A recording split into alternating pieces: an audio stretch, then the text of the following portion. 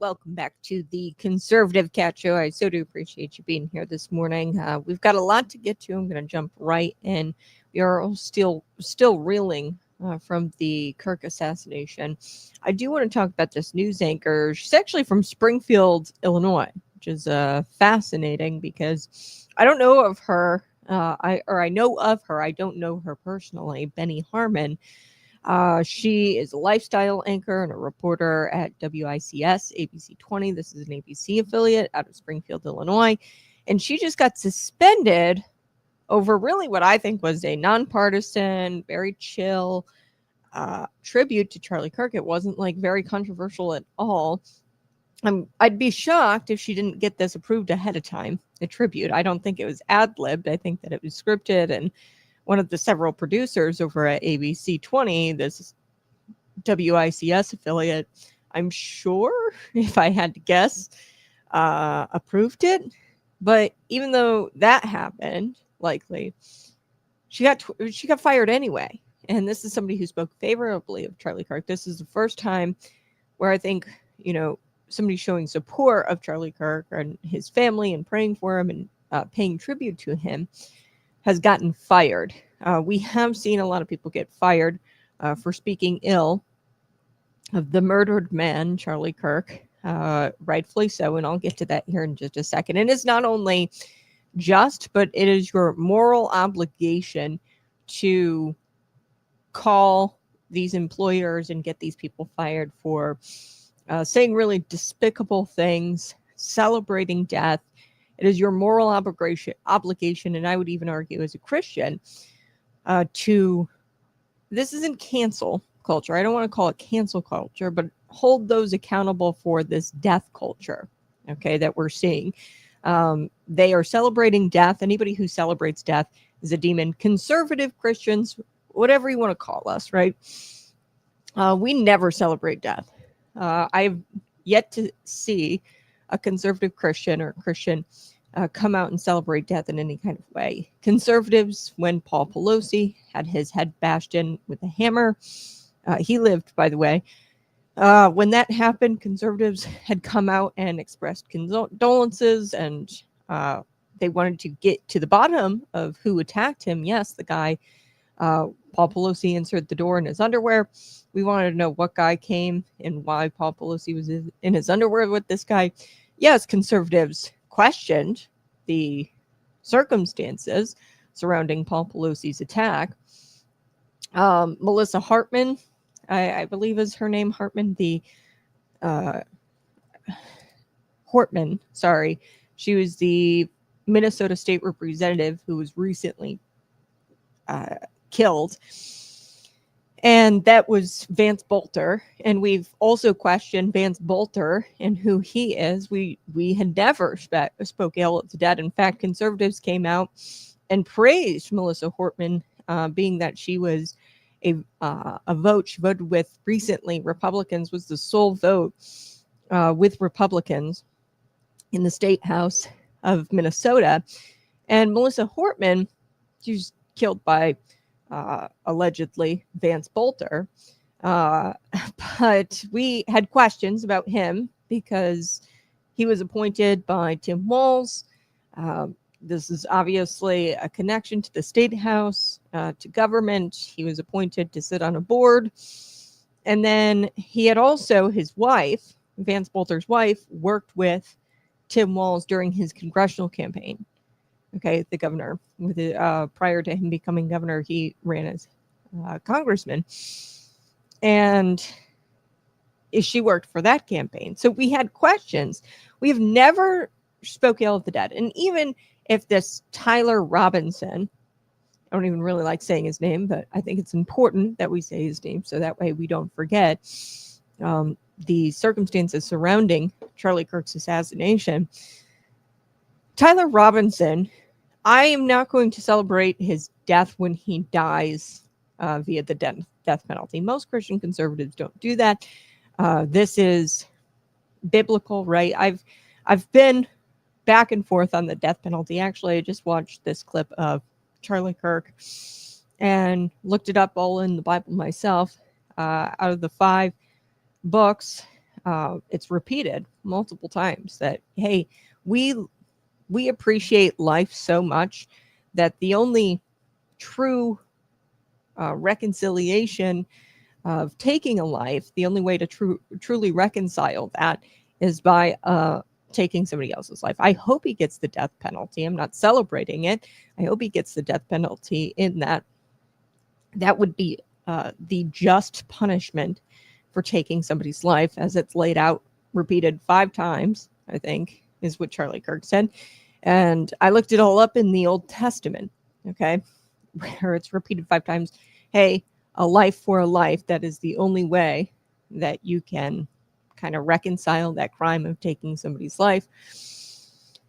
So, yeah, conservatives never have celebrated death in that way, in the way that liberals are doing right now, the left, the spirit of evil, really, these evil doers are doing right now. They're celebrating death. And we have a moral obligation to shut that down. So I want to get to that. Jasmine Crockett getting slammed after she posted something on X following the Kirk assassination, very tone-deaf post. So I'm going to get to that. Plus, you won't want to miss it, Governor J.B. Pritzker's new justice reform scam. So this is going to mean more bureaucrats, higher taxes for you, the Illinoisan. There's going to be zero justice for Illinois families. I will get to this justice reform. They are overhauling the public defender system, and I am not here for it. I think that this is a very bad move and something that you might not even be aware of, that they are completely changing the public defender system in this state. So we'll get to all of it. First, I want to talk about Benny Harmony. She's that news anchor. I know of her. I didn't know her personally. She took to X and her Facebook page and announced that she resigned. Okay, but it was said that she was going to be suspended due to an on-air tribute that she had for Charlie Kirk, the assassinated TPUSA founder and CEO Charlie Kirk. She, I think, was suspended, but before she could officially get fired, they suspended her, and they were going to officially fire before she could get officially fired. After accepting her suspension, she chose to resign. Okay, so from the tribute, Benny Harmony, who's a Springfield news anchor, she appeared to have like a personal connection with Charlie Kirk. She said that she worked with them. And she said, quote, "He was the first person who made me believe in myself." Her X post says she also included the on-air tribute. The video is out there. We're going to get to it here in just a second. Now, this video does not come off. Now, correct me if I'm wrong. It doesn't come off as controversial, divisive, partisan, nothing like that. The same cannot be said of the high-profile national legacy media outlets. A lot of what they've posted about Charlie Kirk is very vitriol, hostile. Since the assassination of Charlie Kirk, legacy media has posted headlines that have been very, very partisan, and they've just spewed utter nonsense. I mean, I don't know how somebody in their right mind could say that this guy is hateful. I've got emails to send after the show, actually, today. So a few of my teachers, they've posted, professors, and actually some of my high school teachers have posted that Charlie Kirk is hateful. Which is an outright lie, and I will provide the documentation to the school board members, the principal, and the administrations that be. I will provide the receipts, as you will, and prove that this guy was not a hateful guy. Charlie Kirk was a loving, respectful debater, and I will attempt to get this guy fired. I will. This guy, I've got a couple of other people I want to try to get fired, and I'm going to be sending some emails, and I will get to how this is your moral obligation, and you shouldn't feel bad. They try to exploit you because you're a Christian, and because, they'll say, oh, you lack empathy. No. This is empathetic. Getting these people fired and having an accountability culture where we say, hey, no, we don't celebrate death. This is America, and we speak life. Okay, so legacy media outlets, my old high school teachers, my old college professors, some high-profile people out there, they have been very partisan, and they have spewed utter hatred and vitriol over last week and this weekend. There's been a plethora of stories that we've seen, doctors, nurses, teachers being exposed and subsequently fired for openly celebrating the assassination of Charlie Kirk. Okay, we've seen a lot of people fired so far. I'm going to try to get some more people fired, not because I want to see them suffer, but because I would like to have this accountability culture, and I would like to shut down this culture of death. Okay, so in this instance, we have a person who has been suspended or was suspended because she spoke well of Charlie Kirk and offered a glowing tribute. This is an upside down world we're living in, folks. It appears that the world has gone crazy because I don't know how you suspend a young woman like this for saying this. Much for tuning into Marketplace today. So I want to talk about something for a minute, and it is heavy, so please bear with me. I want you to know that it's okay if you feel sadness. It's okay if you're grieving. 2 days ago, I lost a mentor, my first boss, the first person who made me believe in myself, that encouraged me to chase this dream that you're watching right now. Charlie Kirk. There's a lot going on in our world right now, in our country, but I want to say one thing. Lean on your neighbors. Speak up for what you believe in. I don't care what it is. I want to share with you one of my favorite sayings that Charlie would always tell us at the office. He would yell it from the mountaintops, so please listen. When conversations stop happening, when individuals become wordless, that's when violence begins. So if you do one thing today, make it be with passion, with conviction. Stand up for your friends, stand up for your beliefs, and speak loudly, even if your voice shakes. Your words have meaning, your values have purpose. Never forget that. Thank you, CK. You changed my life. Wow. That was hard to watch. Yeah. So she posted shortly after getting suspended. She goes, I have resigned from WICS, ABC 20. This is an ABC affiliate, after being suspended for airing a nonpartisan tribute to Charlie Kirk this past Friday. Many in the mainstream media, she goes on, have been fired for, she goes on, I'll get to what some people are saying in response to this, but she says many in the mainstream media have been fired or punished for mocking his assassination. I believe I am the first to be targeted for honoring him on air. My resignation is guided by my values that are essential to who I am. I refuse to sit aside in order to keep a job. Or I refuse to set those aside in order to keep a job. I choose my faith, my love of country, and always will. Wow. Thank you, Springfield, my home, my community, and my people. God bless Charlie Kirk and his family, and God bless these United States of America. Harmony posted a full resignation letter on her Facebook page. If you guys want to go check it out, Benny, B-E-N-I, Harmony. And then she posted an image of herself. She was posing with her back to the camera, and she was wearing a t-shirt that had an American flag emblem kind of like sewed on to the back of the shirt. So that's quite the statement from this girl. I mean, she's a very young girl. She's got to be like my age. I reached out to her. I want to have her on the show. It'd be great. But if hopefully we can get in touch with her. But I mean, wow. Quite the statement there. A suspension by WICS.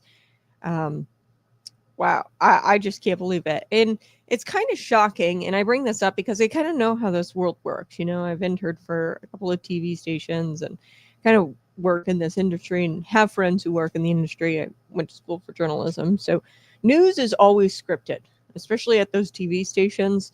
You don't get to ad lib like I do here. It's always very, very scripted and programmed and timed to the very second. There is no really room for ad libbing. So I am doubtful that she made this decision impromptu or ad libs this tribute. Most likely she got this approved by one of the several producers. Big pharma money, by the way. That's how they keep running. I know it's not eyeballs on the screen, right? Because legacy media is dead. But I'm sure she got this approved by one of the several producers there. And it kind of makes you wonder why they chose to put her on suspension for making it. Most likely it's because they were flooded with all kinds of hate mail, which, I mean, rabid leftists are going to do what rabid leftists do. And I don't know about you, but this was very reminiscent, and I'm going to share this with you, of this Fox 26 Houston correspondent. Her name was Ivory Hecker, and she was in 2021, she blew the whistle for Project Veritas. Now, she talked with Project Veritas. At that time, Project Veritas was still headed up by James O'Keefe.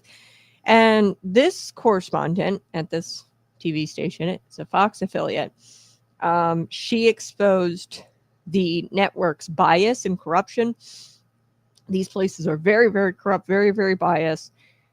Hecker, she chose to resign her position, and she now works as an independent journalist. But take a listen to this. This was from 2021. Here we go. Censorship. In my opinion, you failed as a reporter. From the inside, yes, there's a narrative. Yes, it is unspoken. But if you accidentally step outside the narrative, if you don't sense what that narrative is and go with it, there will be grave consequences for you. It's not just about the viewers. It's about what our CEO reads. It's about what our GM reads. My question is very simple. Why are you doing this? It affects the viewers. That's why I'm doing this. The viewers are being deceived by a carefully crafted narrative in some stories. I have passed on Bitcoin stories. African-American audience of 5, it's probably not going to play. That's a choice I'm making, an editorial choice. That seems sort of a racially charged statement to make. I want out of this narrative news telling. I want out of this corruption. Are you afraid of doing this? I haven't had a lot of fear about it. I'm so horrified at what the news business has stooped to. What you just heard was our newest insider, Fox 26 reporter Ivory Hecker, blowing the whistle on her own network's bias. Hecker felt... Okay, so that I wanted to share with you. That was from 2021. And being that I saw this firsthand, folks, I mean, I worked for an NPR affiliate, right? I didn't get a sense of really what the narrative was. And if you stepped outside of what that narrative was, just like Ivory was saying, if you stepped outside of it, you would be called a racist. You would be called sexist. And this actually happened to me. I didn't even really understand the big hubbub about calling third world countries. I didn't get a sense that was racially charged phraseology, okay, or racially charged phrase. But I had a sitting down with a talking to from my boss at the time. And they said, Kat, that's very inherently racist of you. And here's why. And they told me why I was a racist for using the phrase third world country instead of the approved speech, which is developing nation, which is deceptive. These nations are not developing in any kind of way. I forget exactly. I think I was referring to Haiti or something like that in one of my articles. And some of these nations are not developing at all. Okay. And it is just an outright lie to call them developing nations. They are third world countries, and they are called that purposefully. And it is not racist to do so, but I didn't get a sense of the narrative. I didn't get a sense of the phrasing and how I was supposed to speak. It was very Orwellian. And I remember it like it was yesterday. Ultimately, I decided to not take a full-time position, although it was offered to me with NPR. And I said, nope, my faith, my love of country, and I refused to lie and to deceive readers and viewers and listeners. I won't do it. And I chose different direction for my life. I'm glad that this woman chose a different direction for her life. I'm glad that Benny Harmony, she chose a different direction for her life.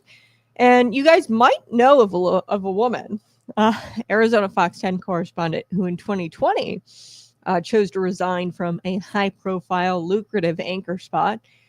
We know her as the acting CEO of Voice of America and former gubernatorial and Senate candidate Kari Lake. Take a listen to this. Kari Lake did it too. Here we go. Hi, everybody. I've got some news I want to share with you, since so many of you have sent me messages while I've been on leave asking me how I'm doing or when I'll be back. Many of you left kind messages telling me that you miss me. I appreciate all of the messages, and I miss you too. This time away from work has given me a chance to reflect on my work. 22 years ago, Fox 10 hired me and paired me up with John Hook to bring you the news every night.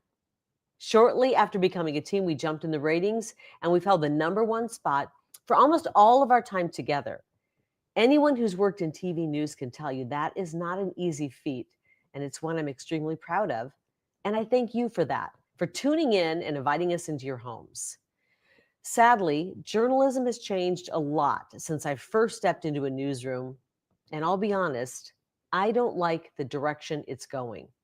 The media needs more balance in coverage and a wider range of viewpoints represented in every newsroom, at every level, and in each position. In the past few years, I haven't felt proud to be a member of the media. I'm sure there are other journalists out there who feel the same way. I found myself reading news copy that I didn't believe was fully truthful or only told part of the story. And I began to feel that I was contributing to the fear and division in this country by continuing on in this profession. It's been a serious struggle for me, and I no longer want to do this job anymore. So I've decided the time is right to do something else, and I'm leaving Fox 10. I thank Fox for their understanding as I've come to this decision, and I am grateful for the opportunities they provided for me to cover so many big stories over the years. As I close this chapter of my career, there will probably be some hit pieces written about me. Not everyone is dedicated to telling the truth, but thankfully many of you have figured that out. I promise you, if you hear it from my lips, it will be truthful. It is scary walking away from a good job and a successful career, especially in difficult times. I know God has my back and will guide me to work that aligns with my values. I feel such a deep connection to all of you wonderful Fox 10 viewers here in Arizona and those I've met and interviewed over the years. Thank you so much for your trust and friendship all these years. I will keep in touch, and I hope you will do the same. Wow. Good for Kari Lake. That was in 2020, folks. So Harmony, point is, I want to make this very clear. Harmony, Benny Harmony, she made the correct move. She was at a Springfield affiliate, ABC affiliate. Hats off to her. She followed Charlie Kirk's example, really, and I couldn't think of a better way to honor his memory by living and walking out her values out loud, without apology, and when there were consequences at stake. Right? This is a monetary consequence. This is real life consequences. The truth has consequences. Independent journalism and new media on the rise. Very exciting. I hope she becomes a powerful voice. I'm sure she will. Legacy media continues to crumble. Nobody is tuning in, sorry, to legacy media anymore. They are becoming largely irrelevant. And, you know, I expect to see Benny Harmony very soon, sooner rather than later. If Kari Lake's trajectory is any indication, Harmony will find herself on a bigger platform and doing much greater things. She's going to have a great reach, a greater reach than the one she left behind. So good for her. I want to shift gears. Let's talk about Jasmine Crockett. sorry. Jasmine Crockett said something so tone deaf, it's got my blood boiling this morning, and it should make your blood boil as well. She posted something absolutely ridiculous about free speech, very tone deaf. She posted this after one of the biggest advocates for free speech, Charlie Kirk, was assassinated. He was, if not the biggest, a huge advocate for freedom of speech. And he was assassinated for doing just that, by the way, speaking his mind and having discourse and discussion with people who didn't think like he did. In a post yesterday, this is truly disgusting. Crockett, she says, free speech clearly isn't free for everyone. Now, her post didn't include context, but here's some things we know. Number one, it came right after the founder of TPUSA, Charlie Kirk, was murdered while speaking in front of a bunch of college kids on the campus of Utah Valley University. He was murdered by Tyler Robinson, who is the suspect in the killing. And by the way, he's gay, like actually gay, not dumb gay, like 2012 gay, like I use a lot. He's gay. He was living with a man. There was a neighbor, actually, who saw the pair kissing. He was interviewed by Legacy Media, and they were like, oh, how do you know that he was an item with this, man who was transitioning to female? And the neighbor was like, well, I've seen them making out. So Tyler Robinson was gay, living with a man who was transitioning to be a woman. And the authorities, police, they have come out and said that, yes, he was influenced by leftist ideology. So I want to shut this down very, very quickly.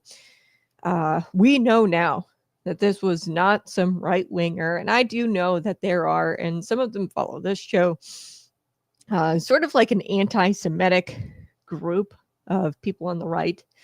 It doesn't mean we shouldn't be, people on the right shouldn't be critical of Israel and the government there, but as Christians, conservatives, and in that order, we stand with Israel at this show.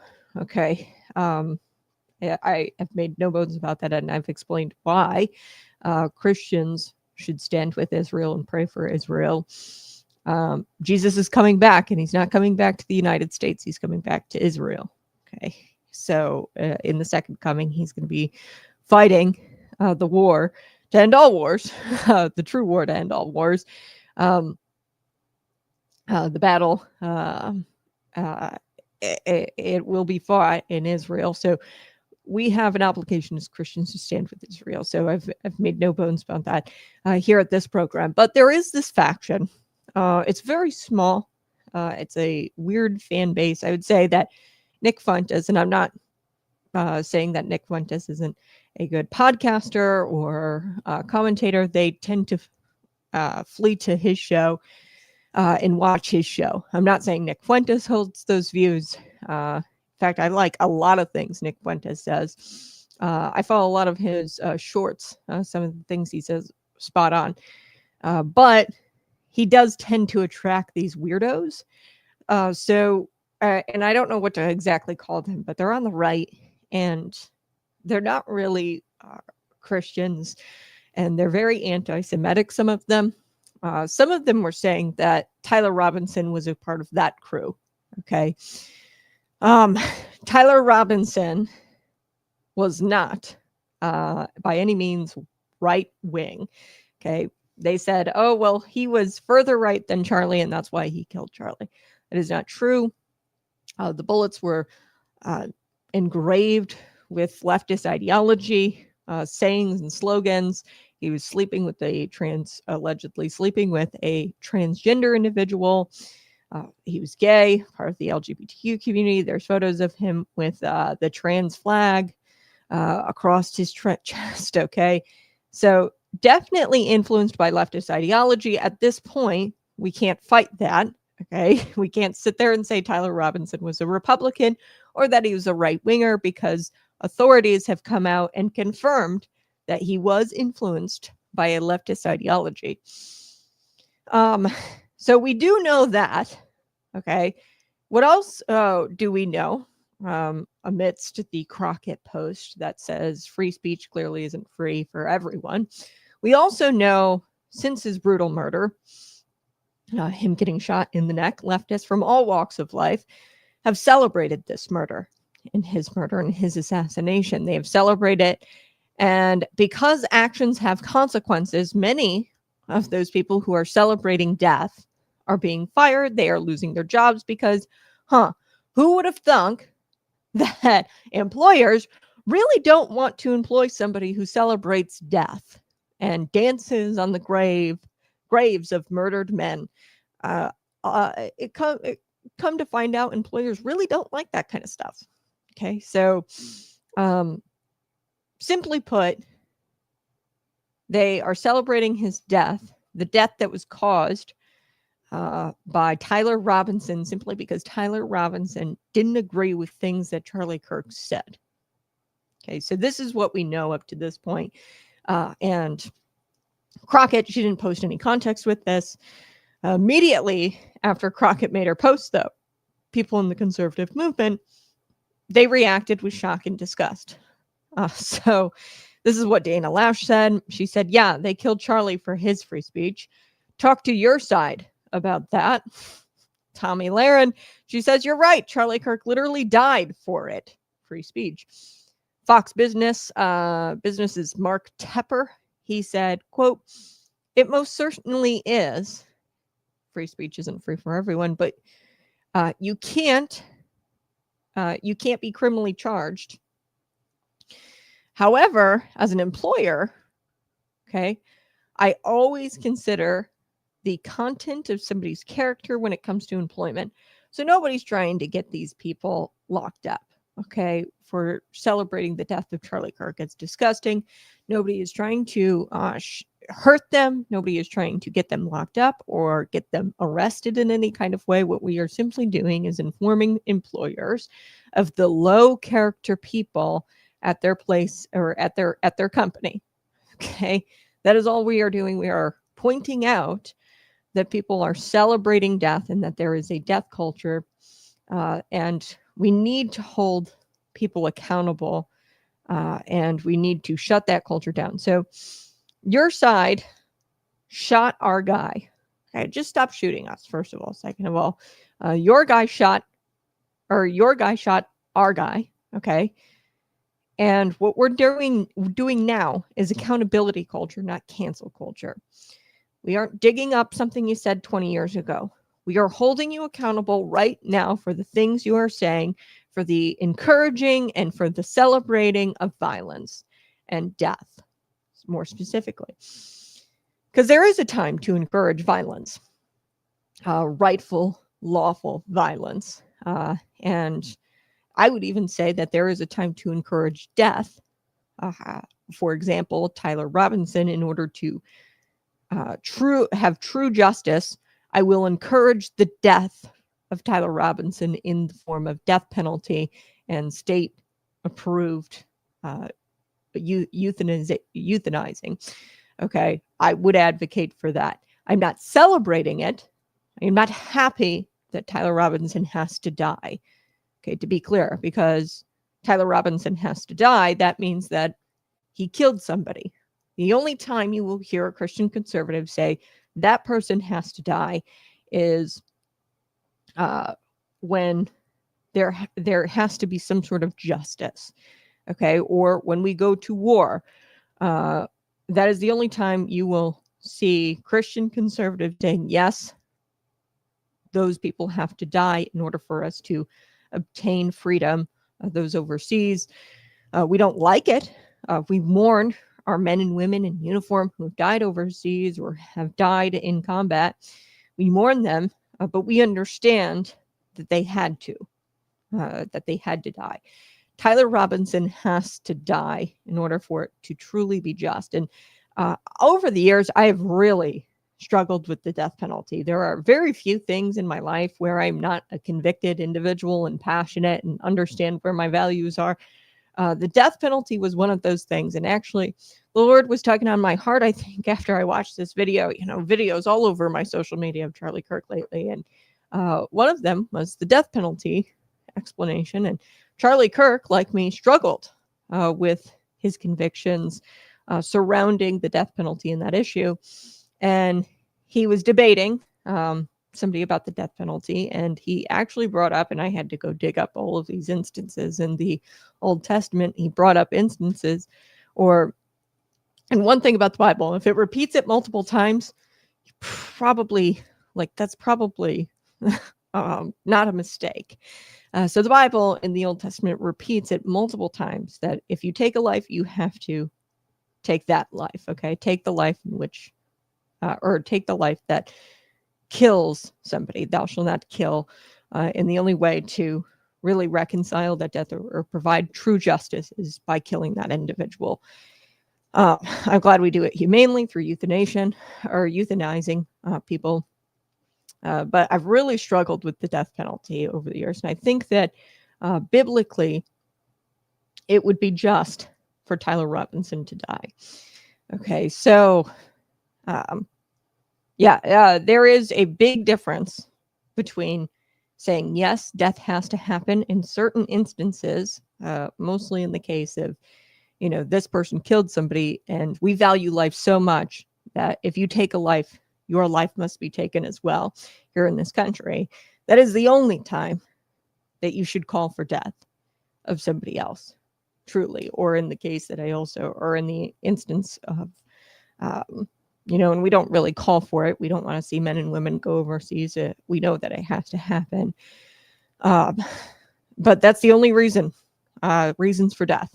Outside of that, it's a tragedy and it should be condemned, any kind of killing.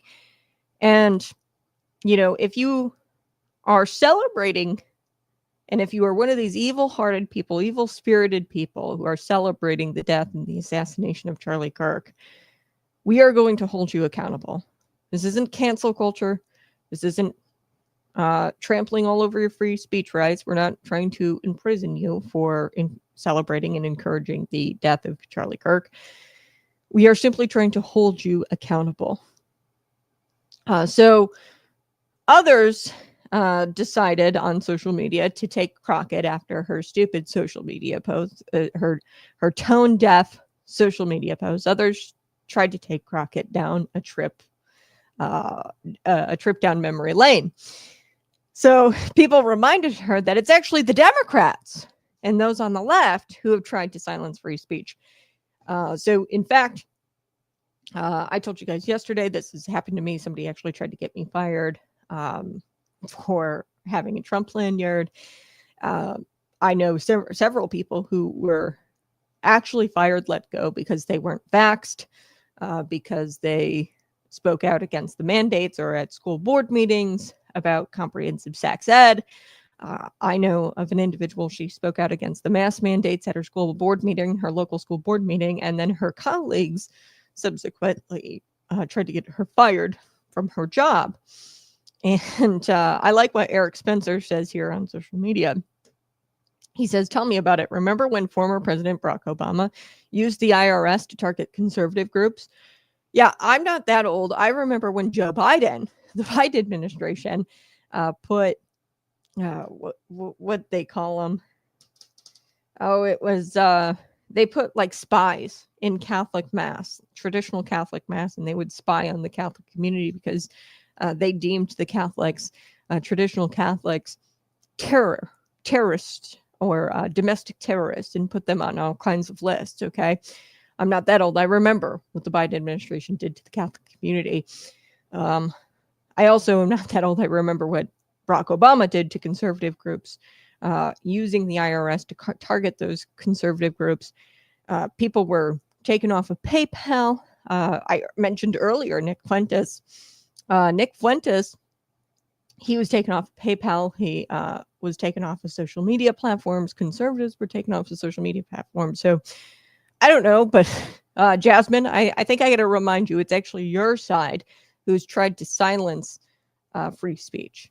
Okay, what we are doing is an accountability culture, and we are fostering an accountability culture, and we're saying, hey, if you say this in real time, I'm not digging up something you said on a podcast 20 years ago. I'm not digging up something you said, a bad word 20 years ago, okay, and trying to get you canceled. I'm not digging up what you said at a school board meeting in order to get you canceled. No, I am holding you accountable for this death culture and this celebrating of death, which is truly evil and evil-spirited. And people are losing their jobs because they have this evil spirit and this evil-hearted mentality of celebrating death. They're losing their jobs at universities. Professors are losing their jobs at universities. Locally, you've got teachers who are getting fired or reprimanded for calling out or for celebrating the Charlie Kirk assassination. You've got people losing their jobs at the Washington Post because they either celebrated the murder of Kirk or they used lies to justify it and excuse it. So people who say, oh, he was a hateful man, you shouldn't be mourning the death of a hateful man. You are straight up lying. Charlie Kirk had said nothing hateful to people. You are simply lying in order to excuse the assassination of Charlie Kirk, and that is truly disgusting to watch. Nurses, educators, they are getting the boot. They are getting booted out of their jobs because they're hideous posts, okay, that they're putting on social media. They are celebrating murdered. That is what is getting canceled here. We have an obligation, a moral obligation as society to hold people accountable who celebrate murder. Okay, that is what is getting canceled here. We are not coming for somebody because of their politics. We are not coming for somebody because they believe that mask mandates were health freedoms, health body autonomy, which is what happened during COVID. People were getting fired because they spoke out about mask mandates at their school board meetings. Okay, we are not coming after people because of their politics. We are simply holding people accountable because they are celebrating death. And as Christians, we are called to speak life. We are not even coming down on them for racism, bigotry, or sexism. Okay. Which, you know, speaking out about the comprehensive sex issue or speaking out about transgenders, transgender boys in girl sports at school board meetings. People have tried to fire individuals for doing that, calling them bigots or sexists. We're not even really doing that as conservatives. We are a country that values freedom, and we are a country that values life. And we are canceling this culture of death. We are canceling the celebration of murder, of the murder of innocence. Okay. And like I said, there is a time to encourage, never celebrate death. There's a time to encourage death and to say, yes, that person has to die. There is a time for that. This is not Charlie Kirk. Charlie Kirk was an innocent man who was speaking freely on a college campus and debating with people. Nobody was forced to attend. Okay. This wasn't like some sort of concentration camp where we were forcing people to go listen to Charlie Kirk for an hour.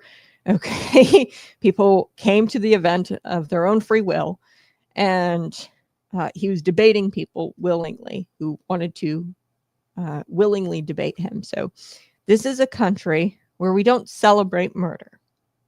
And unfortunately, that appears to no longer be the case, and it needs to stop. So I encourage you to uphold your moral obligation.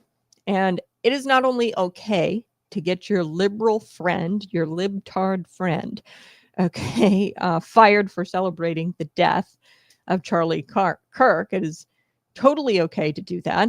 But not only is it okay, I want to encourage you to do it, because it is your moral obligation as a Christian, if you call yourself a Christian. And it's not because they're liberal. It is because you speak life and you do not want to foster a society where we celebrate death.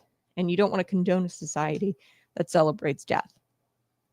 They wanted you fired because of your politics, because you voted for Donald Trump, because you spoke at a school board meeting advocating against mask mandates.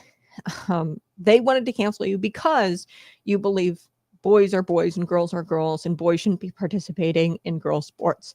They wanted to cancel you and get you fired, not because they have true convictions for these issues, but really they wanted to harm you.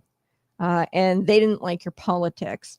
And they wanted to harm you and your family and your ability to earn income. That is not what we're doing as conservatives. We are not trying to get you fired because we want to see you not be successful, or we're not trying to really attack your family in any kind of way or your pursuit of happiness. What we're trying to do is get you fired because you are celebrating this culture of death, and you want this culture of death to be something that we do here in America, and that's just not what we do. We are holding you accountable. They tried to get you fired because you wouldn't mask up, you wouldn't vax yourself, and they wanted to get you fired because truly they hate you. That is what happened in 2020, 21, 22. Okay. And I'll say it. When you get these people fired, the worst that happens is Zoran Mamdani of New York, the candidate for New York mayor, he's not going to get a donation. That $75 donation, okay? Or a Funko Pop goes unpurchased. You guys know those Funko Pops. It's always so weird that the libs, they like buy these weird toys. And damn it, I cannot stand when people put stuffed animals in the dash of their car. Maybe you're one of those people. I'm sorry, but grow up, okay? And I just find that, the coexist bumper stickers, the trans stickers, they also tend to have like Funko Pops or stuffed animals in the dash of their car. The worst that happens is that a Funko Pop goes unpurchased. These people are not having children or raising children.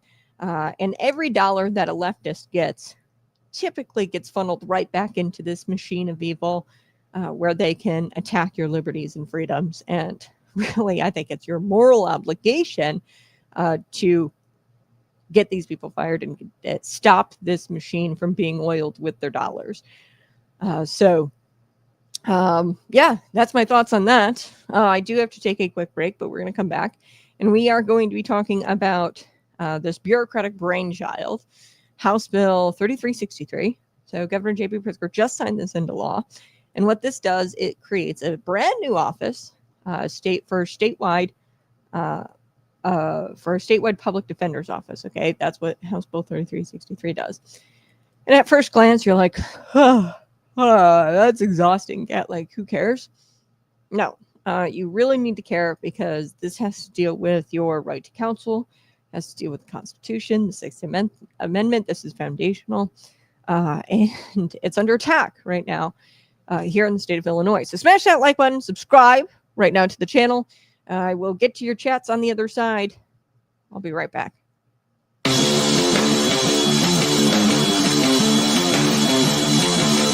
Welcome to Conservative Cat Clips, the show that cuts through the noise with claws out truth and unapologetic common sense. I'm your host, Kat. No fluff, just facts. Today, we're tackling the topic mainstream media would rather tiptoe around, and that's abortion. Its history, its turning point, and what's happening now and where it's headed. Let's start with the past. In 1973, the Supreme Court handed down Roe v. Wade, and just like that, abortion became legal nationwide. It wasn't voted on. It wasn't in the Constitution. It was judicial activism, plain and simple. And over the next 49 years, over 60 million unborn lives were lost under this illusion that it was just healthcare, or that this is just healthcare. Fast forward to the game changer, June 24th, 2022. Dobbs versus Jackson's Women's Health Organization. The court finally corrected course, overturned Roe, and returned the power back to the states. Cue the media meltdown. But guess what? That's what democracy looks like. Local, real control. Right now, it's a state-by-state battle. Red states are passing laws to protect unborn life, some with heartbeat bills, others with total bans. Blue states, on the other hand, are sprinting forward, abortion on demand, some even pushing abortion access up until birth. That's not progressive, that's extreme. And here's where it gets even messier. Abortion pills. The latest front in this fight. The FDA greenlit mail-order abortion pills with almost no oversight. Think about that. A teenager can get these powerful drugs sent to her door without even seeing a doctor. Safe? Hardly. But the Biden administration, they were all in, treating abortion like it's the crown jewel of their social agenda. What's next? The future of abortion is being written right now. The state legislatures, in the courts, and in the culture, and at the ballot box. Conservatives are stepping up, passing strong protections, supporting crisis pregnancy centers, promoting adoption reform, and standing firm with both the mother and the child. Here's the bottom line. The fight isn't over. It's just begun, and we're no longer playing defense, though. We're shaping the culture. One law, one vote, and one voice at a time. This has been Conservative Cat Clips, where the truth cuts deep and the values stand tall, and we don't apologize for standing up for life.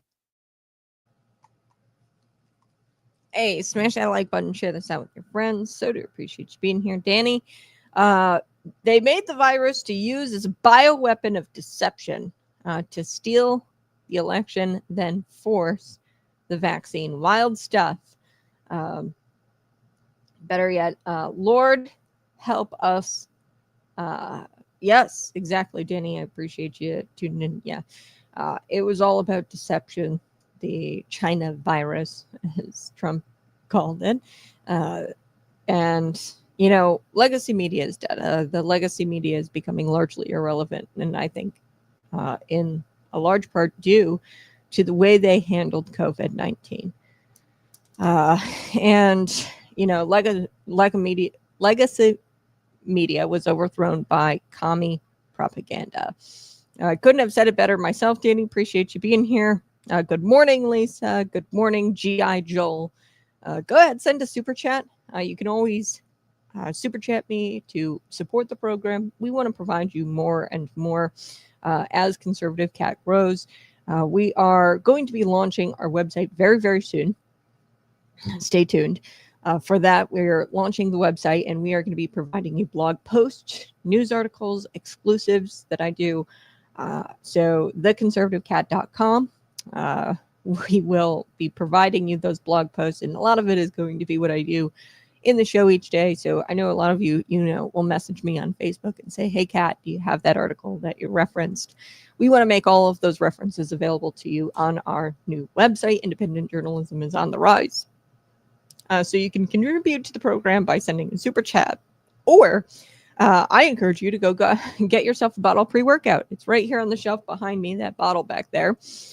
PatriotPumpEnergy.com. You can buy your bottle of premium pre-workout today using promo code ConservativeCat. That's the best promo code out there. Very, very competitively priced. It is not a cheap pre-workout, but with the $10 off, it's just like any other pre-workout out there on the shelf or energy drink. This is an alternative. We're not trying to pump you full of sugar and caffeine to get you addicted to our product. We want you to have long-lasting energy. And we do that by pairing the caffeine with something called black pepper extract that helps you stay focused. And that's our goal. So that way you can stay focused on the mission, whatever your mission is, whatever the plans and purposes God has for you. This is a Christian conservative pre-workout company founded by Christian conservatives. It's always great to support Christian conservatives. Am I right? So welcome back to the Conservative Cat Show. This is where the fur flies, the truth scratches, and the left gets clawed right where it hurts. So today we are diving into the latest bureaucratic brainchild. Yesterday we talked about a bureaucratic bill. It had to deal with schools and teachers being required to report threats to the principal, which was this whole chain of reporting that teachers had to go through. It takes away teachers' sense of responsibility and accountability in threat type situations. And most likely it's going to cause some sort of bureaucracy. So I would imagine they're going to create a department, right? All of these school districts, they're going to try to justify creating a department that fields threat assessments or conducts threat assessments and fields phone calls or inquiries made by teachers or paperwork. They're going to be pencil pushers and paper shufflers. We're going to pay them like hundreds of thousands of dollars to do it. Most likely that's what's going to happen with this new bill that everybody voted for. by the way, the state house. It was unanimous, which is just annoying. You would think that Republicans would say, hey, this is clearly, an attempt at bureaucracy. We are forcing teachers, really requiring teachers to kind of go through a chain, reporting chain that they might not want to go through. Perhaps you don't want to contact the principal at all, and you'd rather go straight to law enforcement about little Timmy, who's wielding a pocket knife and being menacing in the hallways and brandishing his firearm possibly in the hallways. Maybe you want to avoid going to the principal altogether because little Timmy and the principal are best friends. Or Timmy's a transgender individual. And you say, if I go to the principal, most likely he's not going to do anything because for some odd reason we keep giving transgender kids a pass for being violent. I'm going to go straight to law enforcement. Teachers should be able to do that without having to question, hey, should I report this to my principal first? They should be able to make their own threat assessment as an individual and go from there and not be forced to go to the principal if they don't want to. So anyway, that was yesterday's bill. Today's bill is another bureaucratic brainchild. House Bill 3363. JB signed it into law. What this does, it creates a brand new shiny statewide office for public defenders. Now, at first glance, you're probably thinking, Kat, this sounds boring. It sounds harmless. After all, we agree that every American, rich or poor, deserves a right to counsel. I am so for the Sixth Amendment. It's not even funny. It's constitutional. It's the Sixth Amendment. That's foundational. But here's the question that we've got to ask ourselves. Does this new law actually strengthen that right? Or does it attack it? So is this just another layer of expensive, inefficient bureaucracy that promises the moon but delivers a litter box full of political waste? Okay, so let's get into it. Here's the breakdown. Illinois has long left hiring and firing has always left the hiring and firing. They have done this for a long time. They leave the hiring and firing of chief public defenders. So at a county level, there's a chief public defender always at a county level, and they leave the hiring and firing of those individuals up to the local judges there at a county level. Now, with the exception of Cook County, because Cook County does something a little bit differently. That is always the case. Cook County doesn't operate inside the guidelines or the rails of the state. Okay, they're their own thing. They always do something differently. But for most Illinois counties, this is the way they do it. Hey, we fire our chief public defenders. Our local judges are in charge of that. Okay, so critics say that creates a conflict of interest because judges might pressure defenders to go easy or to wrap things up quickly or to arrange plea bargains.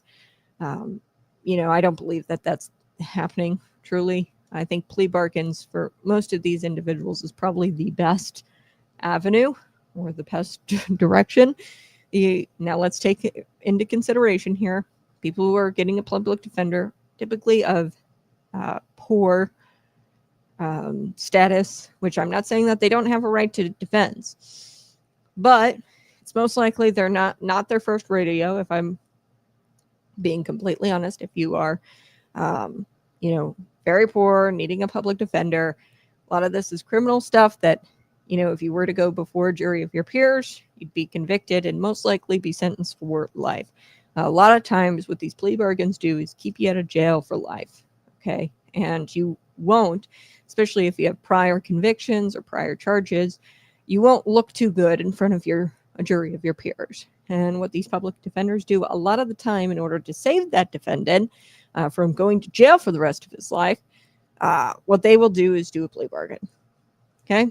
I'm not saying that that's the best way, but in some cases, that is the best defense that they can offer them is, hey, plea bargain. Okay.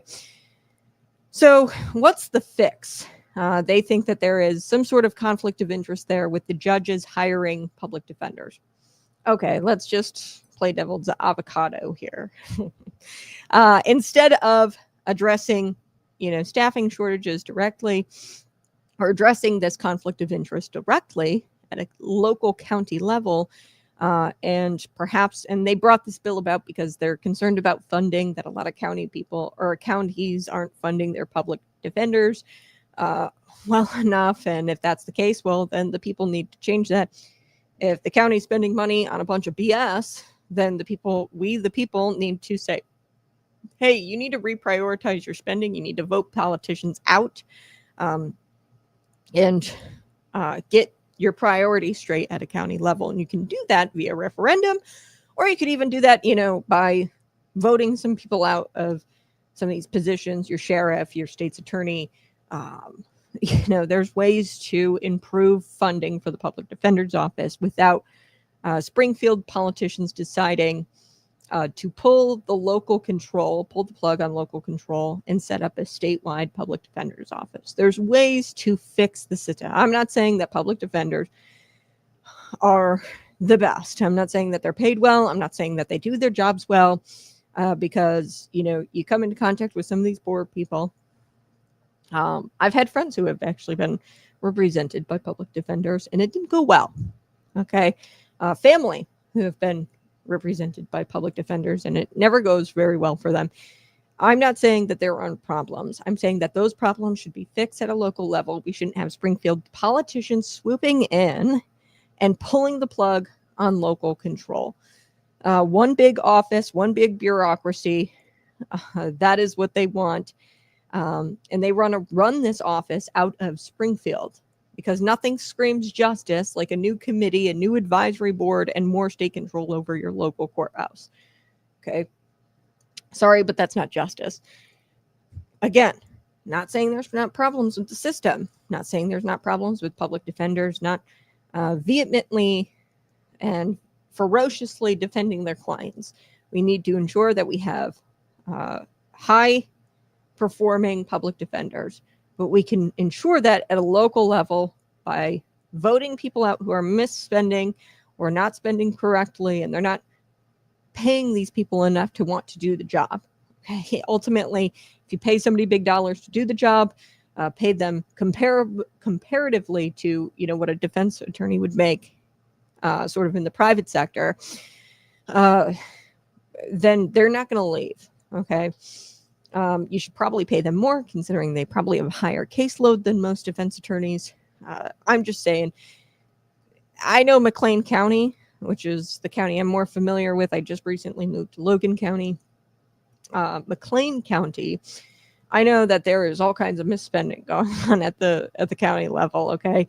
I've brought, you news stories about, actually, I pointed this out. It was like some sort of environmental health supervisor that they had.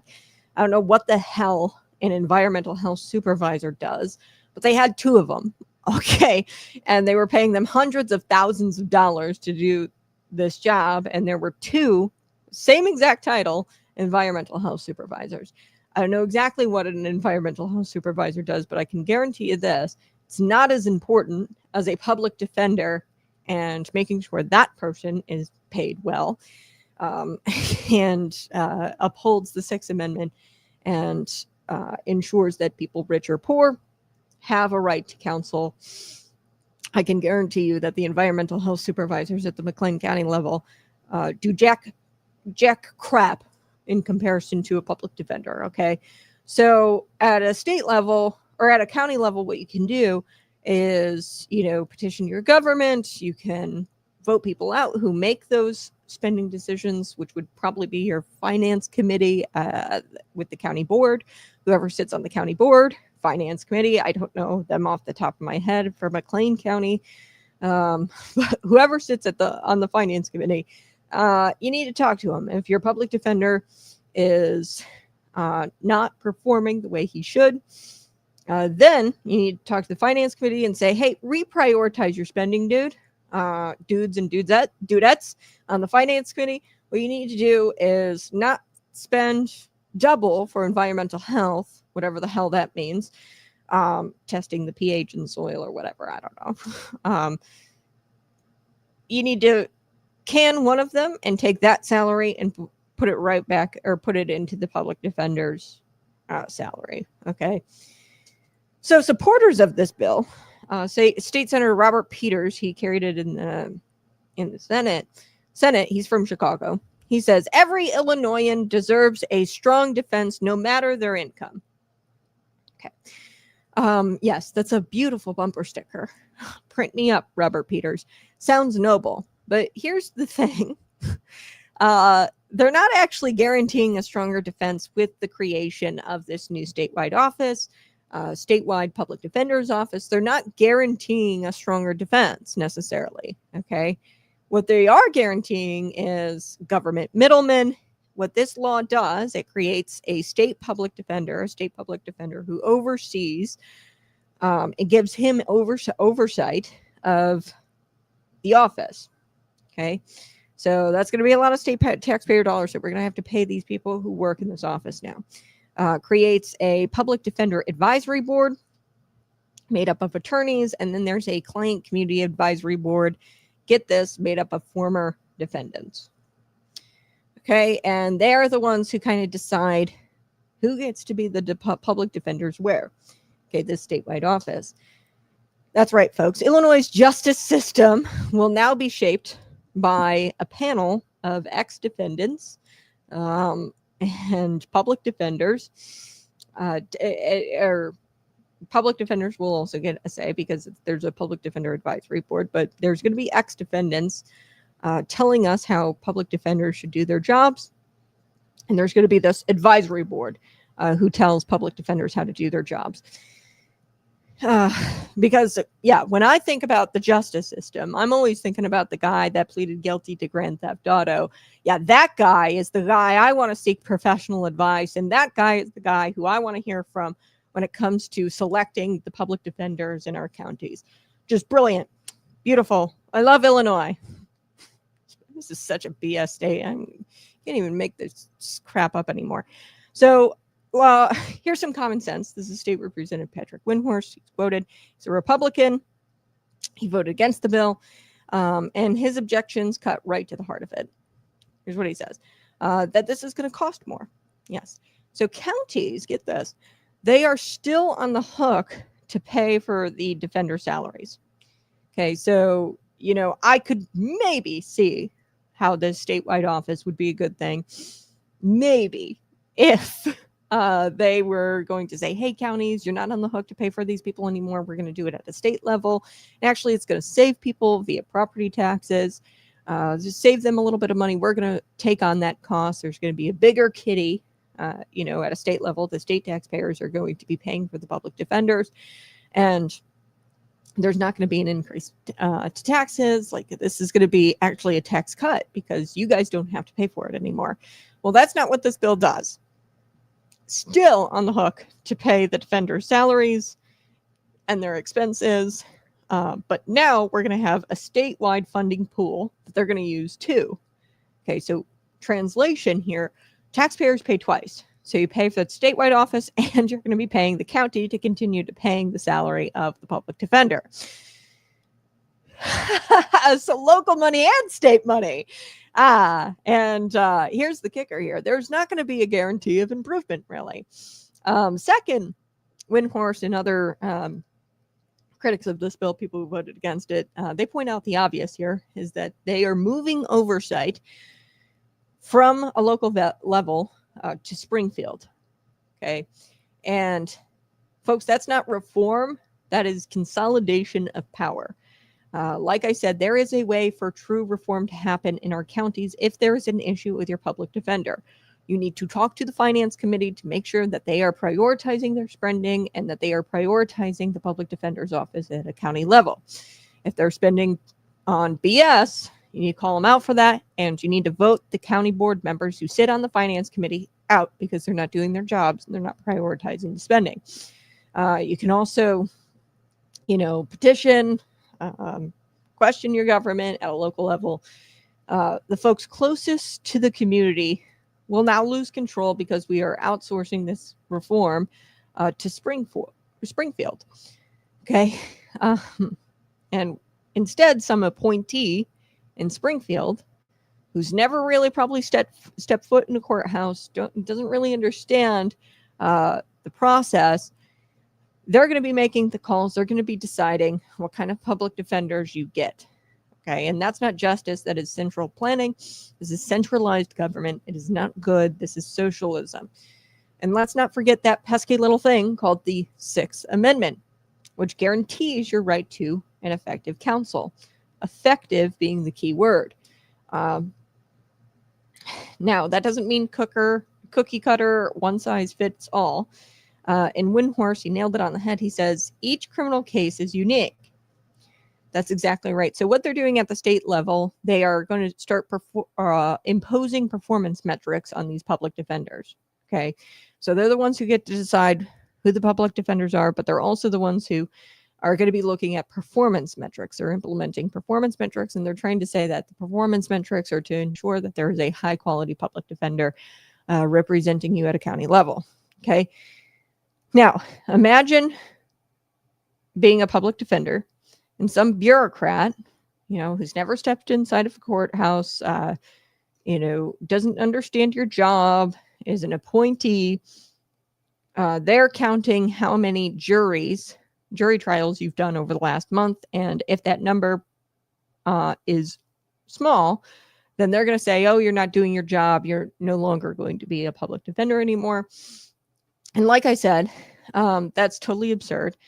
All cases are unique. Each criminal case is unique. And a lot of times plea deals for these poor people who might have prior convictions, might not do so well in front of a jury of their peers, might not take it to trial, organize some sort of plea bargain.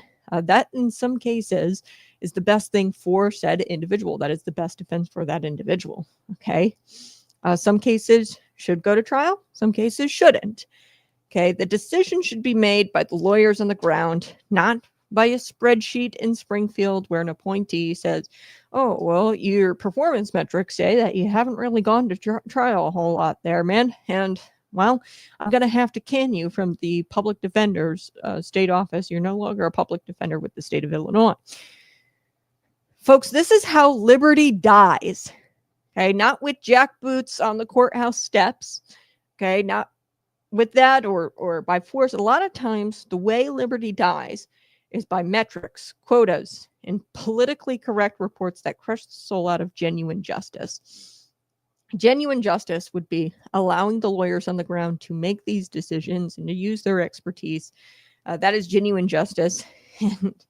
And, I'm telling you, if it's, now it's performance metrics. It's how many times you go to trial for these public defenders, and that is your performance metric. But who's to say that the statewide office, and this is what they always freaking do, they start mandating that most of our public defenders are Black women.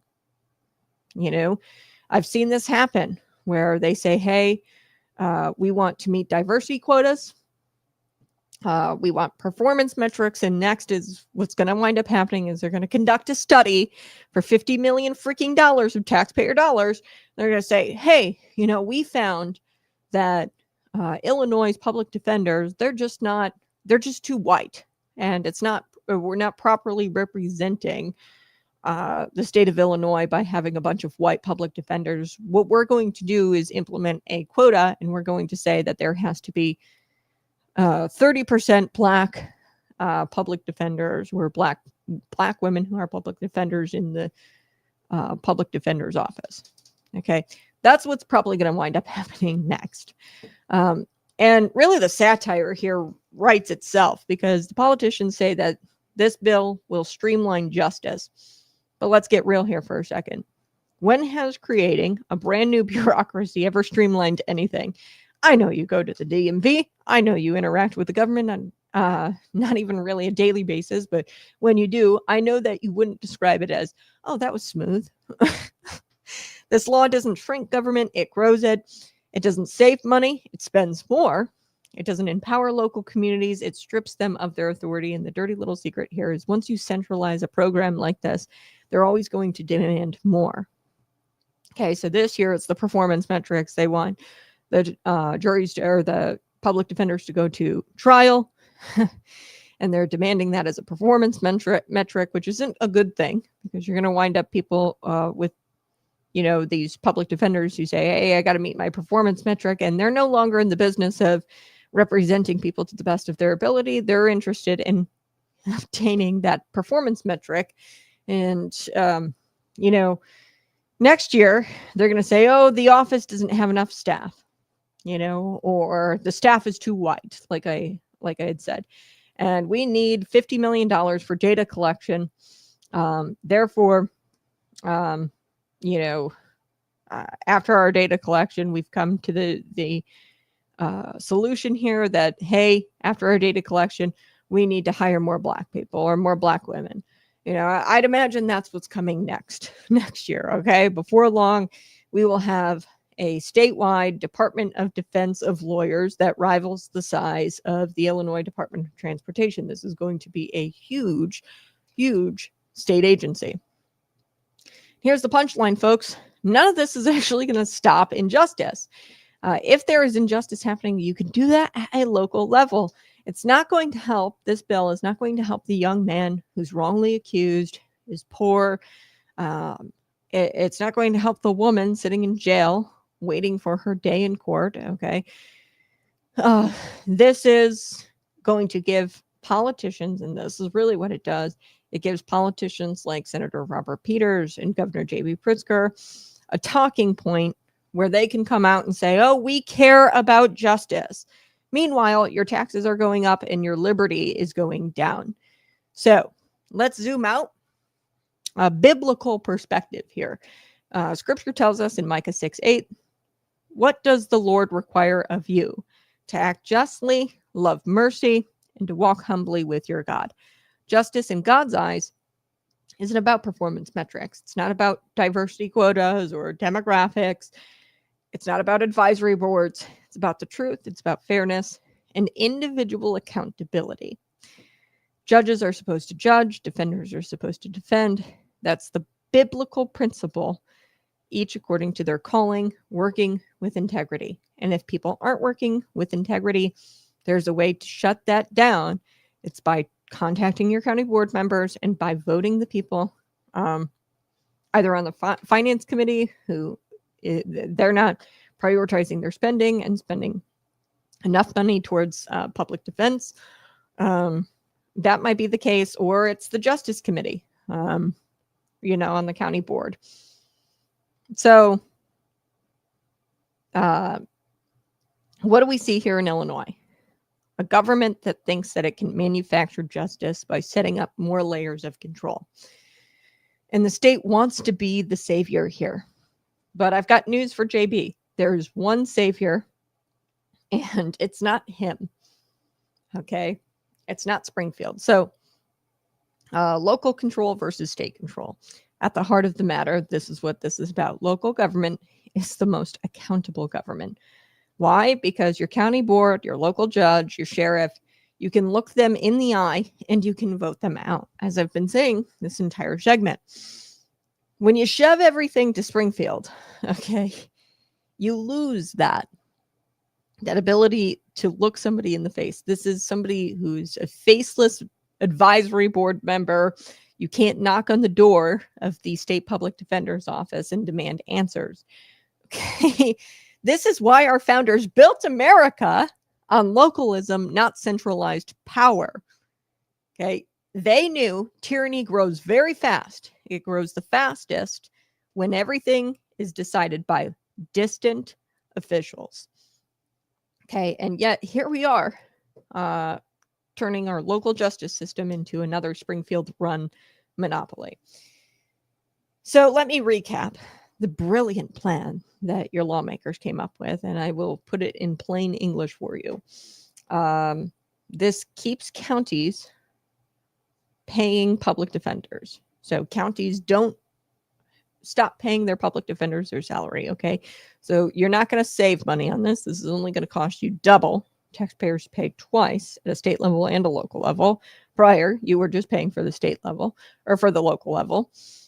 This sets up a new state bureaucracy that also pays for the public defenders, paying twice.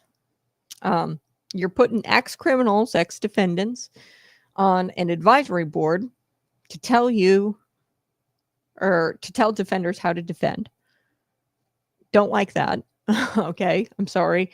When I think of justice, I don't think of the guy that pleaded guilty to Grand Theft Auto.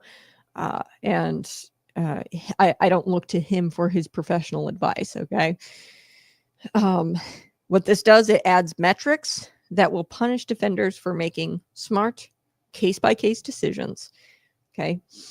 And what this does, or what they're trying to say is they're calling this reform, okay? Justice reform. And I'm not saying that it is a perfect system.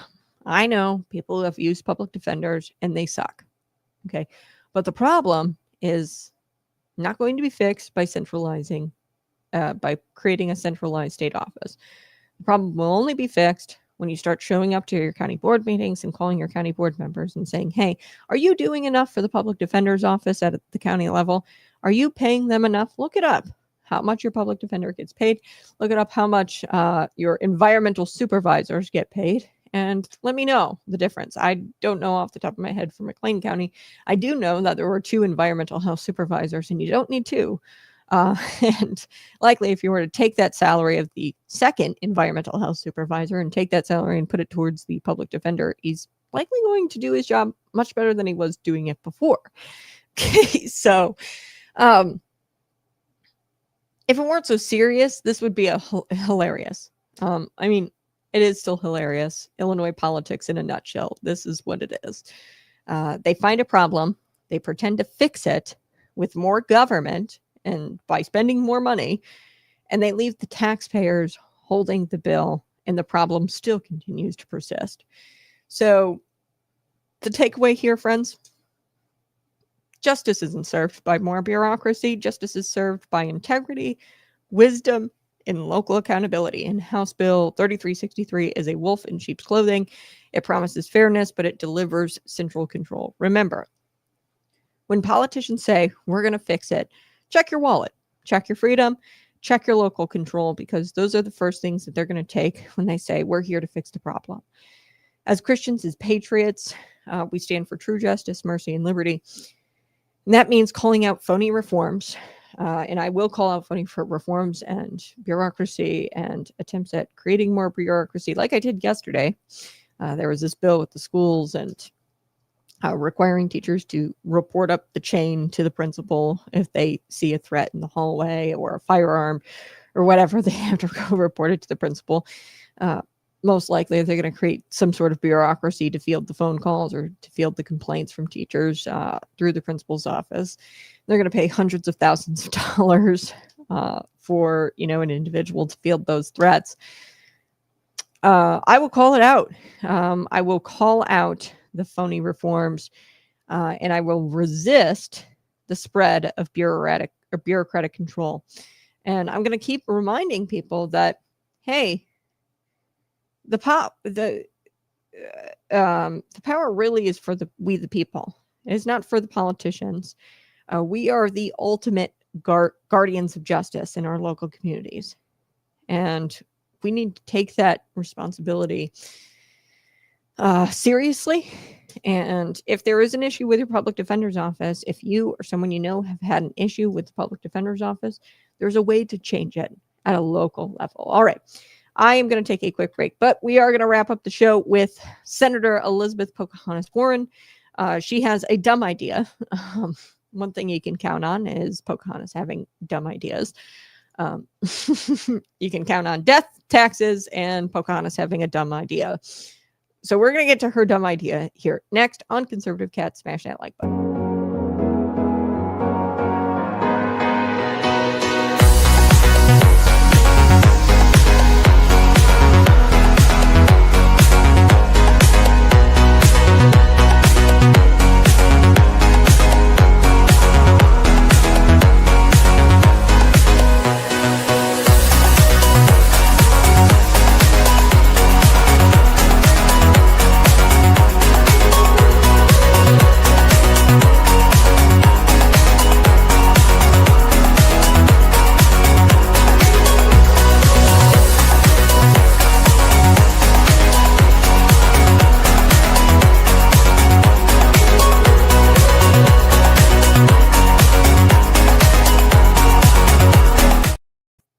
Illinois politics is why we originally went to war with England. Yes. Yeah, the founding fathers, they would be rolling around in their graves right now knowing what Illinois does on a daily basis. The founding fathers, what they did, they built America on localism, and they didn't build it on centralized power. And everything that comes out of Springfield, everything they do at a state level, they are just all about centralizing power, creating this state agency, creating that statewide office, creating this advisory board, this committee. They just want to centralize power. And really, that's how tyranny really grows. It grows very fast when you have distant officials deciding everything and when there's state mandates for everything. Okay, because you lose this ability to see somebody face to face. You know, you can see your county board members face to face. You can see your judge face to face, your sheriff. You can actually look them in the eye. You can vote them out. It's really hard when you've got distant officials running the show for everything. So the state comprehensive sex ed education, this is another example of just centralizing their power. It used to be, you know, I'm not that old. I remember when school boards were actually like effective. Like, I'm going to be straight with you. Local government in Illinois is like, I'm going to share a story with you. Republicans. I live in a very Republican type county. Okay. And there's a lot of Republican county board members. And there's this whole like state law that they've got surrounding wind and solar. Okay. And they say that you have to approve these projects, the Illinois government, you have to approve these wind and solar projects. And, you know, I don't think that our county board members in my area or all county governments, they don't realize the power that they hold. They can stand up to the state government. There is a emphasis in this country on localism over centralized power. School boards, you know, at the time during COVID, they said, oh, we can't do anything because of Governor J.B. Pritzker and his statewide mandate, which is hilarious. That's not true. Don't buy into the lie. If you are a local elected official, if you are a county board member, if you are a school board member, if you are a city council member, don't buy into the lie that you have to do everything that the state demands of you. In this country, there is an emphasis on localism. So, for example, the wind and solar thing, like, I can't even believe like Republicans are out there like actually saying, oh, well, we have to hear the solar farm people out. The solar, I don't even like to call them farms. We have to hear the solar plant company out. No, you can shut that down. You don't have to provide them site permits or anything. You can shut it down and say, sorry, not in our county. There have been, and Charlie Kirk actually, I'll never forget this. A friend of mine, I'm blanking on his name, an acquaintance of mine, I've worked with him in the past on pro-life issues. He has this organization where they go around the state of Illinois and they create these sanctuary counties for pro-life issues. So for pro-life. So at a county level, you can deem yourself a sanctuary county, and there you don't have any abortion clinics. You don't approve any kind of building permits for Planned Parenthood, and you don't allow those people to come into your county, those businesses to come into your county. This has also been a thing in for marijuana. There's, you know, dispensaries and things like that, although it's legalized at a state level, and abortion is legalized everywhere. At a county level, you can say, sorry, no, I'm not going to approve your building permit. I'm not going to approve these zoning changes or the zoning changes or your request for a zoning change for you to build a dispensary here or for you to build a Planned Parenthood. At a local level, you have so much freaking power. It is beautiful how the founders set up this country. And you've got so much power of a school board member. Those school board members during COVID, during the comprehensive sex ed with the books and, you know, the gay books being in the library, they said, we can't do anything about it because the state they passed this comprehensive sex ed. We can't do anything about it. We have to teach the kids about transgender sex. We have to teach them about gay sex. We have to. No, you don't. You can operate outside of the state at a local level. It is very beautiful. And that's how the founding fathers intended America to be. If you have the cojones, you can keep your county pretty much operating outside. I mean, freaking J.B. Pritzker does it, right? I mean, he does it. He understands state government having more power over the federal government. He gets it. The states' rights is a very powerful thing here in America. He operates pretty much outside of the United States. Okay. He has created laws in this country, or in this state. Sorry, Freudian slip. I call the state of Illinois Pritzkerstan, because really it's its own freaking country at this point. He's created laws where you don't have to work with other states when they're prosecuting crime. So what do I mean by that? This is an abortion law. It's called a shield law. And he signed it actually recently into law, where you don't have to work with other state law enforcement if they're tracking down somebody who traffics somebody over the Illinois border to go get an abortion. Okay. So let me give you a hypothetical here. Say, a boyfriend who's facing statutory rape charges takes his 14-year-old girlfriend across the border to the state of Illinois to go get an abortion. Okay. And say, this is happening in Georgia. Okay. And this Georgia boyfriend takes her all the way to Illinois to go get an abortion because Georgia has a 6-week abortion ban. Hey, you can't get an abortion after 6 weeks. She wants to go get this, procedure done, and she goes and gets it done at a Planned Parenthood in Illinois. If they are prosecuting this guy for statutory rape, he's 19 years old, she's 13 or whatever, okay?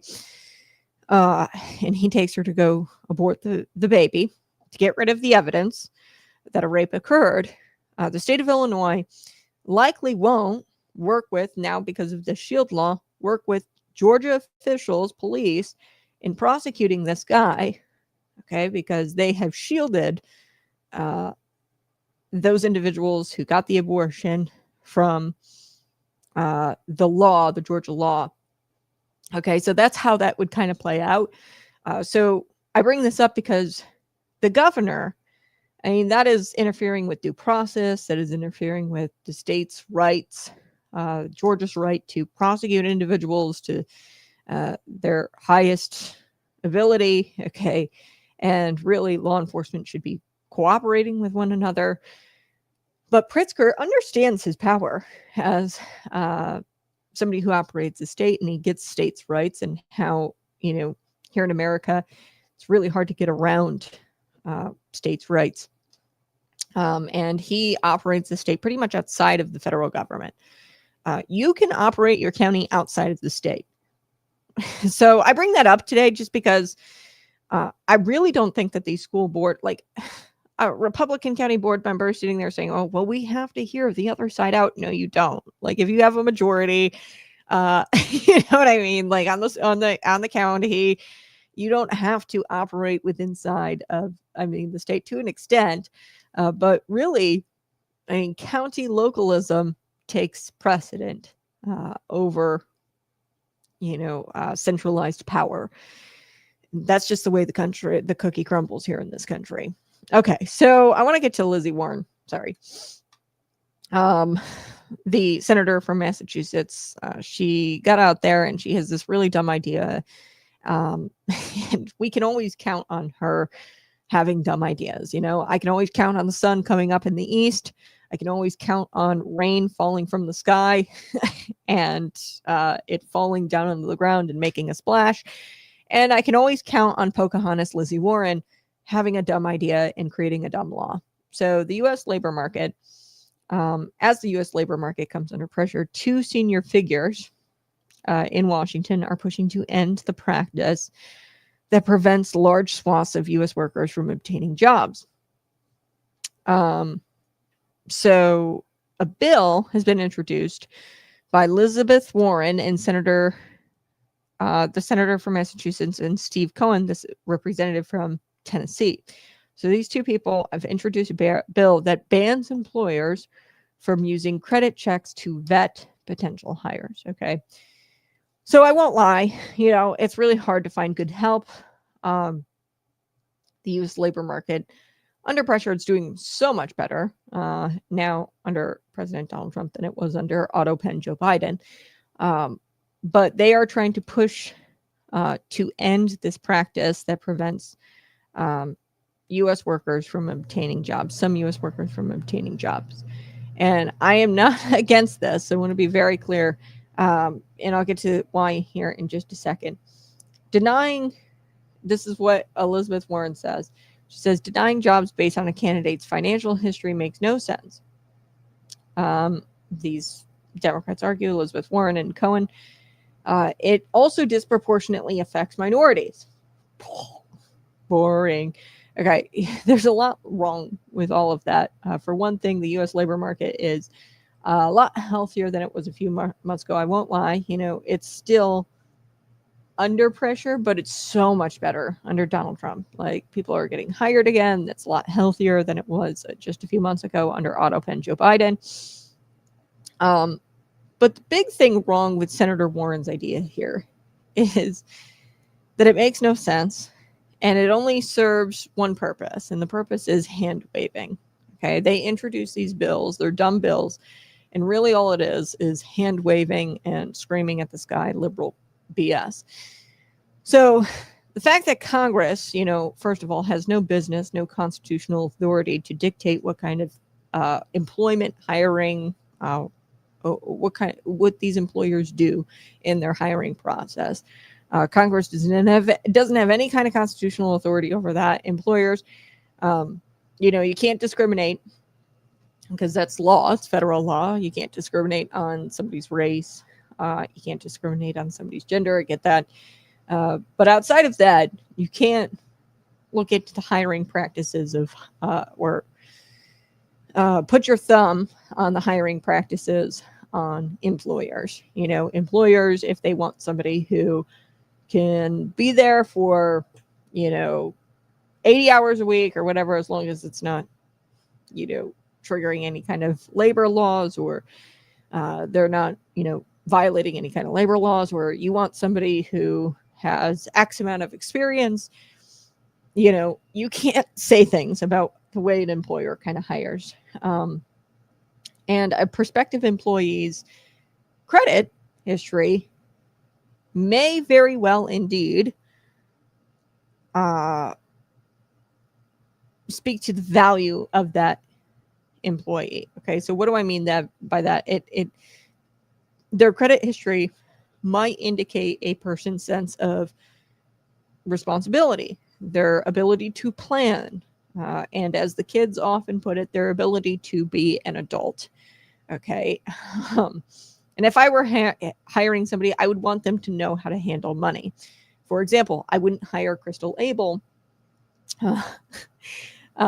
as an employee. Crystal Abel, she is a Normal Township supervisor, and she doubles as a McLean County board member. She also triples as a nonprofit executive director, and she collects a salary that I'm sure is somewhat taxpayer funded, like all nonprofit salaries are, taxpayer subsidies going to these nonprofit organizations. So she's collecting 3 times from taxpayers. Not a real job, right? She doesn't have a real job. But if I were looking at hiring somebody, I wouldn't hire Crystal, because I've actually looked into her financials as far as her nonprofit organization goes, and her nonprofit organization for a few years hadn't turned any kind of revenue. Like their expenses exceeded their revenue. Okay. And to put this bluntly, I wouldn't want to hire somebody who doesn't know how to handle money and doesn't have success with it. Okay. And I sure wouldn't want to hire anybody who's under financial strain. And if their credit score is in the single digits. Doesn't mean I wouldn't, look at it comprehensively. and say, hey, this isn't the best score, but I'm going to give this person some grace.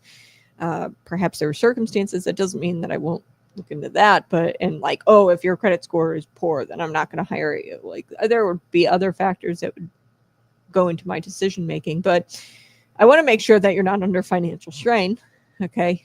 People under financial strain also tend to be violent.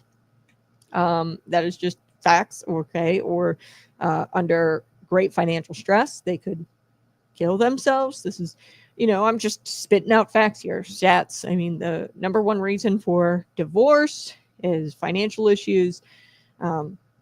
So I wouldn't want somebody who has a lot going on personally and then their financial life. Okay, so looking at credit score helps employers hire people who are responsible and who can do this thing called adulting, okay, as the kids put it. So the bill would amend, Elizabeth Warren's bill would amend the Credit Reporting Act to stop employers from requiring job applicants to disclose their credit history or suggesting they should and from procuring consumer or investigative reports on applicants.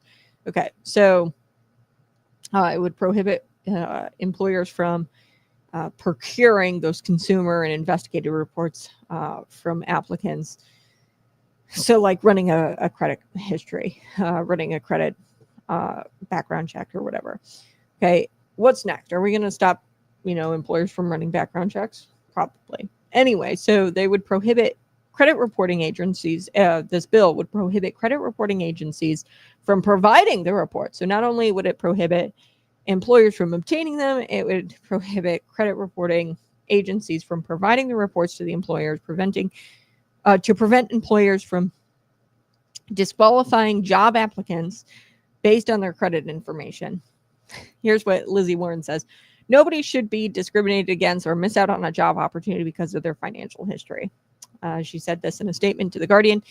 Actually, yeah, maybe you should discriminate a little bit based on somebody's financial history. This isn't like your skin color. This is something that is completely in your control, your financial history. Okay, I know people don't like to hear that and it makes you itchy, but you have complete control over your financials.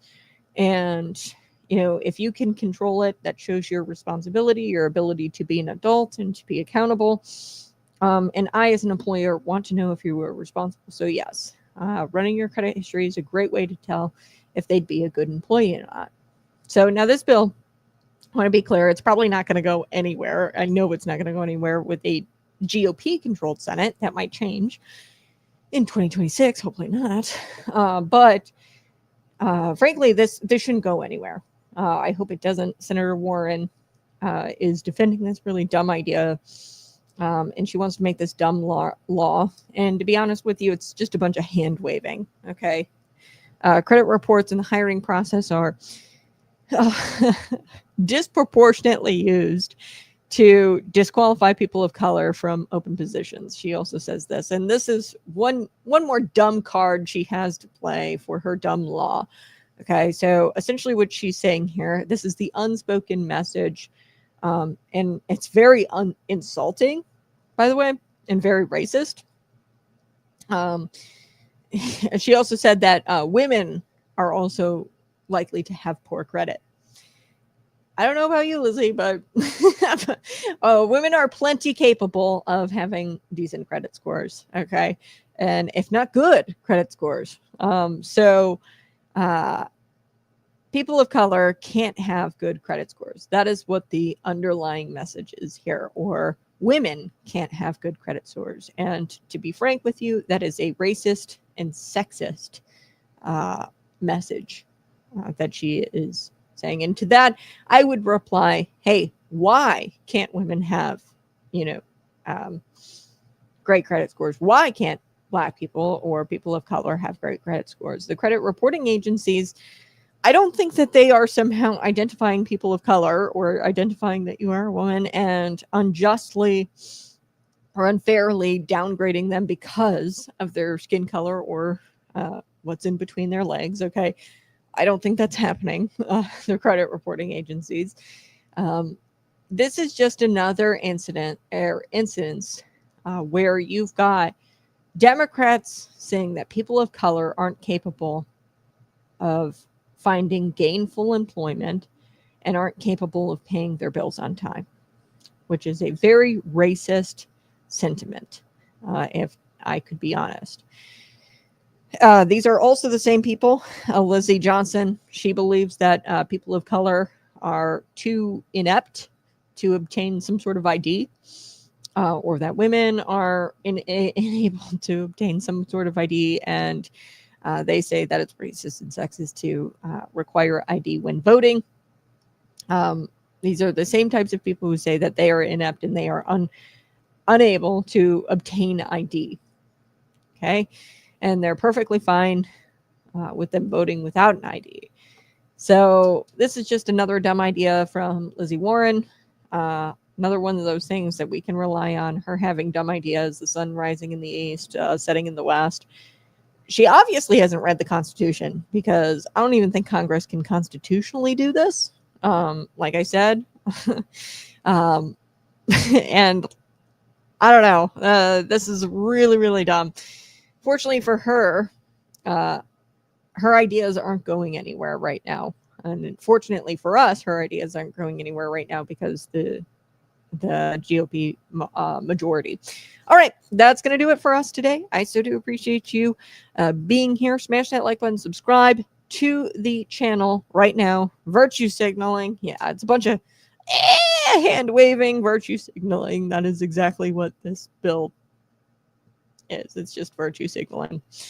I appreciate you being here. I am praying for you. I am praying that you come to Christ. If you haven't, you can always email me, conservativecatparker@gmail.com, and ask me about Jesus. I would be so happy to tell you about him. I'd be honored to tell you about Jesus. And there is a great awakening happening in this country. I don't know about you, but I can definitely feel a shift happening in this country. And I think that there is going to be a great awakening. And we're going to see it. And I didn't think I'd get to see this in my lifetime. I really didn't. I didn't think I'd get to see a great awakening. This is really exciting stuff. So I'm praying for you, my friends. I love you. We'll be back again tomorrow morning, bright and early, 6 a.m. to 8 a.m. It's a daily show, Central Time. This has been Conservative Cat.